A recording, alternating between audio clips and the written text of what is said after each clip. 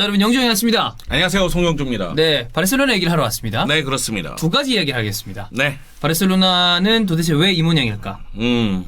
그 얘기를 먼저 해보겠습니다. 마냥 아주 안 좋은 건 아닙니다. 챔피언스리그에서는 뭐 괜찮아요. 네, 좋죠. 네, 챔피언스리그에서는 2전 2승이니까. 그렇죠. 그리고 페렌치바로시전은 5대1 대승이고. 근데 사실 베렌치바르시 정도는 뭐 좀 크게 잡아줘야 되는 거 아닌가요? 아, 여하튼. 예. 챔피언스리그 무대인데. 아, 네네네. 네, 그리고 또 유벤투스 상대로 2대 5. 네, 유베 이긴 거가 또 어느 정도의 그게 있으니까. 그러나 네. 중요한 건 리그에서 좋지 않다. 레알 마드리드는 반등을 하면서 아자르도 골을 넣고 이렇게 살아난 반면에 라리가에서는 영 지금 힘을 좀 못 쓰고 있습니다. 네. 어떻게 좀 이걸 봐야 될지 우리가 체크를 해봐야 되는데.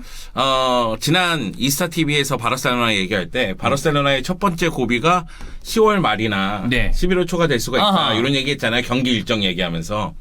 그런데 정확하게 맞아 떨어졌습니다. 딱. 일단은 A매치 이후에 피파 바이러스가 있는 가운데 그렇죠. 헤타페 원정 경기에서 0대1로 패배하고 졌고. 그리고 엘 클라시코전에서 또다시 패배하게 졌고. 되고 그리고 나서 이제 알라베스전이거든요. 네. 근데 알라베스전에서 1대1 무승부니까 그것도 상대 선수가 퇴장당했는데 1대1 무승부니까 좋지 않아. 최근 리그 4경기에서는 2무 2패입니다. 그러다 보니까 전체적으로 분위기가 좋지 않다. 이건 맞죠. 내쫓아야 되는 거 아닌가요? 누굴?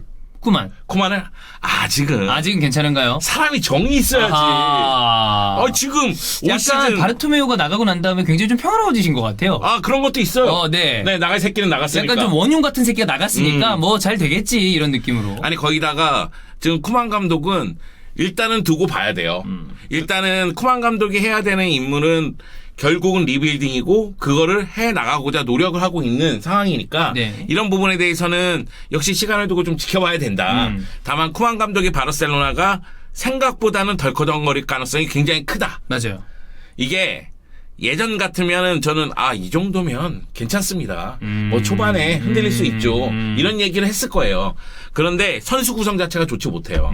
일단 센터백이 3명밖에 없죠. 그렇죠. 네, 움티티는 없는 존재니까. 완전 그냥 맨날 부상당하는. 네, 그 가운데 렁글레 피케가 한 차례씩 퇴장을 당했었고 퇴장당했고. 아라오는 지금 또 부상이고 그런 점을 고려했을 때는 센터백 자원이 부족하기 때문에 돌아오는 1호 이적 시장에서 에릭 가르시아를 영입할 것이다. 이런 루머가 나오는 거 아니겠어요? 여기에 미드필더 라인에 파이터형이 없죠.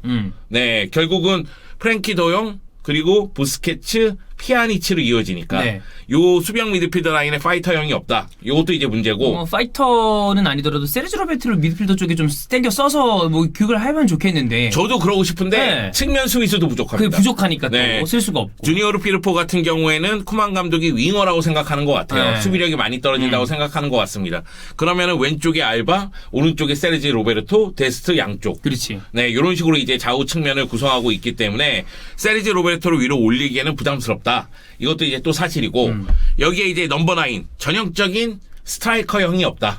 뭐 바르셀로나라는 팀이 전형적인 넘버 9을 쓰는 팀은 아닙니다만 네. 그래도 골잡이를 해줄 만한 선수가 없는 것도 사실이고. 그렇습니다. 그거 좀 어떻게 보세요?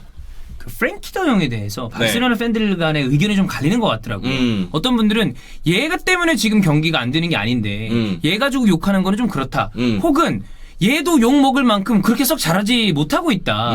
약간 공존을 하는 것 같은데 네. 형은 어느 쪽이신가요? 저는 후자 쪽이에요. 얘도 네. 더 잘해줘야 된다. 네, 훨씬 잘해줘야 됩니다. 그러니까 프랭키 도용이 유벤투스전도 그렇고 알라베스전도 그렇고 센터백까지 소화를 했어요. 그러니까 렁글레를 그만큼 그치. 믿지 못한다는 네. 얘기도 됩니다. 아니면 렁글레가 그만큼 부진하다는 얘기도 되죠. 여하튼 프랭키 도용이 센터백 역할까지 소화하면서 나름대로 팀에 헌신하는 건 사실이지만 프랭키 도용이 중원에서 1차적인 압박 그리고 패스 공급원 이 역할을 더 잘해줘야 됩니다. 이거보다 더 잘해줘야 된다. 기본적으로 바르셀로나가 올 시즌 초반 2경기에서 승리를 거둘 때 모습을 보면은 공격이 원활하게 돌아갔어요. 비아레알전 뒷공간 마구잡이로 패면서 4골 넣었죠. 그리고 셀타비고전 1명 퇴장당했어도 3대 0으로 승리를 거뒀단 말이에요. 특히 셀타비고전은 제가 보기에는 굉장히 좋은 경기였다고 느낀 건 기본적으로 프랭키 도용과 부스케츠가 상대 압박에 묶여 있을 때 한 명이 내려와서 이거 풀어주잖아요. 쿠티뉴가 정말 잘해줬어요. 그 역할을.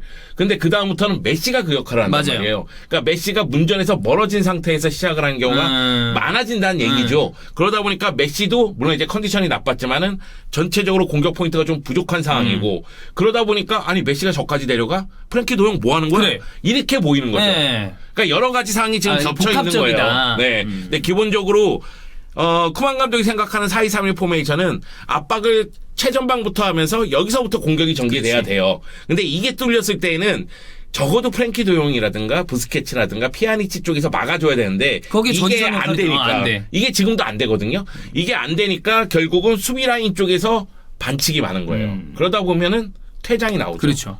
이게 지금 악순환인 거거든요. 여기다가 지금은 결정력이 문제가 또 생겼어요. 네. 네, 최근 두 경기에서 결정력이 너무 나쁘다 보니까 쿠만 감독이 알라베스전 끝나고 나서 굉장히 화를 내는 장면이 있었습니다. 저 같아도 화를 낼 것 같아요. 유벤투스전 안수파티 그냥 때리면 되는 상황에서 브레이스웨이트에게 밀어주는. 줬다가 안 됐잖아요. 그냥 화냈잖아요. 네. 막. 알라베스전 부스케츠 흐르는 볼에서 때려야 되는데 거기서 또 그리즈만에게 내주는. 그러니까.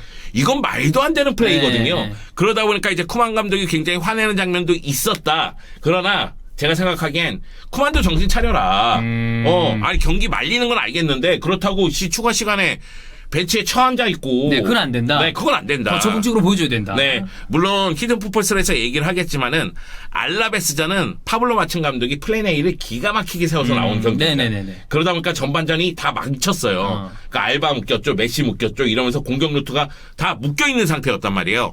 그래서 후반 시작과 동시에 선수 교체를 대거 단행한 것. 네. 저는 이거 효과 봤다고 생각을 합니다. 다만 그리즈만의 한 골에 멈춘 것이 아쉽고 결정력에서 문제가 있는 것도 인정을 해야 되기 때문에 여러모로 지금 바르셀로나로서는 좀 안 좋은 상황이 좀 반복되고 있다. 이렇게 네. 보이는 거죠. 리가에서 부진은 득점도 좋지 않고 실점도 많은 상태고 기록적으로 봐도 굉장히 좀 안 좋고 그렇죠. 네. 왜냐하면은 라리가 초반 두 경기에서 7골 넣고 실점이 없었습니다. 네. 근데 그 다음 4경기에서 승리를 못하는 동안 3골 넣고 6골 실점했어요. 너무 실점이 많아. 네. 그러다 보니까 문제가 좀 심각하고 그리고 올 시즌 바르셀로나가 초반 6경기에서 2승 2무 2패거든요. 예. 이게 역사를 봤더니만 1971-72 시즌 리누스 미에스 감독 이후에 가장 안 좋은 시즌이라고 하더라고요. 그러니까 1971-72 시즌에 리누스 미에스 감독이 지봉 잡고 나서 초반 6경기에서 1승 2무 3패를 기록했습니다. 네. 그 다음에 초반 6경기에서 가장 안 좋다고 하는데 그 시즌에 바르셀로나가 그래도 3위 기록했거든요. 그리고 초반 6경기에서 2승 2무 2패를 기록한 게 또 있는데 이게 2002-2003 시즌 바날 감독이에요. 이때 완전 안 좋았을 네, 때잖아. 완전 안 좋았을 기억나요. 네, 그래서 바날 감독 중도에 지봉 놓고 그리고 바르셀로나는 6위로 마감했어요. 맞아요. 6위. 바르셀로나 팬들 입장에서는 지금 리그의 생보는 좀 마음에 안 드는데 그러면 전체적인 이유를 다시 한번 좀 정리를 해 주시죠. 그러니까 전체적인 이유를 말씀드릴 때 일단은 클럽 외부적인 문제, 클럽 문제인데 일단 메시의 이적 파동이 있었죠. 그러다 보니까 어수선했지. 프리시즌이 짧은데도 불구하고 제대로 시즌을 준비하기에는 어려움이 따랐죠. 그것 동안에 다 스톱이 돼 있었으니까. 네. 그러다가 또 바르토메우 회장 사임했죠. 이건 나갔고. 좋은 소식이긴 하지만 예. 역시 이제 큰 변화니까 그 가운데 이제 선수단 연봉 삭감 문제가 계속 나오죠. 계속 나오고 네. 또 파산이다 뭐니 이런 얘기 지금 하고 있으니까. 그러니까 클럽 외부의 문제가 클럽을 괴롭히는 거죠. 네. 그리고 클럽 내부의 문제, 그러니까 경기 내의 문제. 이거는 바날 감독의 전술 자체가 바뀌고 있는 가운데 4-3-3에서 4-2-3-1로 바뀌고 있는 가운데 전체적으로 라인 컨트롤에서 수비 라인에서 현명하게 대처를 못한다. 특히 역습을 대처를 못하기 때문에 소위 얘기해서 상대적인 약팀에게 실수를 범할 수가 있다. 있죠. 네. 그러다 보면 실점을 범할 수가 있다. 이게 이제 드러나고 있는 상황이고요. 그리고 전체적인 선수단 구성에서 불협화음이다. 네, 아까 전에 얘기한 센터백, 미드필드, 그리고 부족하다. 최전방 공격수 부족하거나 뭔가 안 맞는다. 맞거나. 이런 상황이 지금 있기 때문에 저는 쿠만 감독을 옹호한다고 생각을 했을 때에는 선수단이 이런데 어떡하냐. 지원을 뭐 해줬는데 데스트 영입한 거 말고 뭐 해줬는데 잘 뭐 안 됐지. 이런 거 빼고는 뭐 솔직하게 얘기해서 쿠만 감독 제대로 지원을 못했기 때문에 그리고 뭐 미드필더의 바이널드믹은 최전방에 뭐 대파이든 다 안 됐잖아. 결과적으로는. 네. 그 점을 고렸을 땐 쿠만 감독이 어떻게 해서든 성적을 내려고 노력하는 거는 인정해줘야 된다. 바르셀로나는 제가 생각하기에는 최근 경기를 보면서 느낀 건데 스타들이 많아요. 많죠. 다 스타지. 네, 다 스타예요. 그런데 솔직하게 얘기해서 바르셀로나의 최고의 스타는 누가 생각해도 메시예요. 메시죠. 그러면 메시 중심으로 어떻게 해서든 돌린다고 저는 생각하거든요. 그렇기 때문에 메시가 풀타임 다소하고 있고 그런데 덴벨레 플레이 보면 지가 왕이야. 지 돌파하다가 볼 빼앗기면 쳐다보고 있고. 이게 뭐 하는 짓이야. 네. 그리지만 헛돌다가 다시 이렇게 돌아오고. 이게 뭐 하는 짓이냐. 그러니까 뭐냐면 덴벨레를 다만 한 대라도 때리고 싶다. 아 진짜. 네. 딱 한 대만 때리고 싶다. 네. 진짜 성심성의껏. 네. 빡! 네. 진짜. 한 대, 진짜, 퍽이도 좋아. 네. 빡이든 퍽이든 한 대만 치고 싶다, 걔는. 네. 네. 이 마음은 변하지 않을 것 같습니다. 플레이를 봐서는. 그런데 경기 일정을 쭉 살펴보니까 11월 A매치 이후에 아틀레티코 마드리드 원정 경기가 있어요. 그 경기도 매우 매우 위험하다. 위험하죠. 네. 위험하지. 그런데 그 경기 이후로는 괜찮아질 것이다. 일찍 그러니까 좀- 12월까지는 괜찮고 1월부터가 문제인데 제가 생각하기에는 쿠만 감독은 12월 달에 최대한 성적을 끌어올려야 돼요. 쿠만 감독의 위기는 지금이 아닙니다. 1월입니다. 그렇죠. 그때 이제 회장 선거 있을 때. 네, 회장 선거 있을 때 이제 별별 감독 얘기 다 나옵니다. 만약에 성적이 그때 부진하다 그러면 사실 날려버릴 수도 있는 거 아닌가요? 그럼요. 나가라. 네. 이게 첫 번째 위기고 마지막에 이 위기는 이제 시즌 종료 직전이야. 무관이고 뭐 어쩌고 그렇지. 저쩌고 하면은 네. 아무리 레전드 출신의 감독이지만 또 정치적인 상황이 바뀌는 거는 또 어떻게 될지 모르는 거니까. 이게 참 웃겨요. 그러니까 뭐냐면 쿠만 감독의 능력에 대해서 저는 의심하지는 않습니다. 물론 발렌시아 시절이나 아니면은 뭐 에버튼. 네. 떠올리기 싫은 시절들이 있는데 여하튼 그런 시절 돌아봤을 때는 문제가 있지만 그래도 네덜란드 대표팀에서 보여준 모습을 생각했을 때는 바르셀로나는 나름대로 기동력이 높은 팀으로 만들고 있다 이런 생각이 들고 아니 기록만 보더라도 바이에른 뮌헨전에서 대패당할 때 100km를 못 뛰었어요. 그렇지. 너무 활동량이 떨어져. 네, 모든 선수들이 100km를 못 뛰었어요. 유벤투스전에서 110km 이상 뛰었어요. 그럼 확 늘어난 건데. 네, 확 늘어난 겁니다. 그래서 기동력이 좋은 팀으로 만들고 있는 건 맞기 때문에 쿠만 감독에 대해서 좋은 이야기를 하고자 노력을 하고는 있지만 사람이란 게 참 특이한 게 내가 여자친구랑 헤어지면 여자친구 물건들 진짜 좋은 명품 아니면 갖다 버리는 경우가 많잖아요. 그렇죠. 네. 그리고 새로운 여자친구 만났을 때 새로운 여자친구랑 새로 물건을 사고 그렇죠. 그런 경우가 많잖아요. 이거 뭐야? 전 여자친구가 사준 거야. 뭐?